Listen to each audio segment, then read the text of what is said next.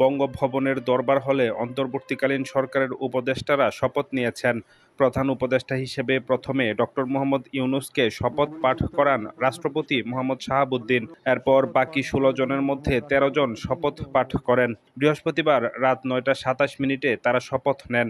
বৃহস্পতিবার রাত ৮টায় অন্তর্বর্তীকালীন সরকারের সদস্যরা শপথ গ্রহণের কথা থাকলেও তা পিছিয়ে দেওয়া হয়। ফারুকী আজম, বিধান রঞ্জন রায়, সুপ্রদীপ চাকমা ঢাকার বাইরে থাকায় আজকে শপথ নিতে পারেননি বলে জানিয়েছে মন্ত্রিপরিষদ সচিব মোহাম্মদ মাহবুব হোসেন। বাকি উপদেষ্টারা হলেন Saleh Uddin Ahmed, doctor Asif Nazrul, Adilur Rahman Khan, Hasan Arif, Touhid Hossain, Syed Rizwana Hasan, Nahid Islam, Asif Mahmud Sajib Bhuiyan, brigadier general M Sakhawat Hossain, Farida Akhter, AFM Khalid Hasan, Nur Jahan Begum, Sharmin মুর্শিদ।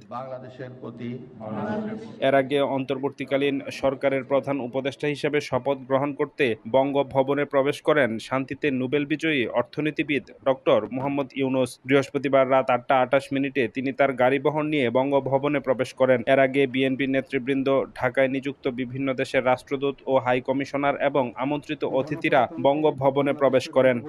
সরকারের উপদেষ্টা হিসেবে ডেস্ক রিপোর্ট, নতুন সময়।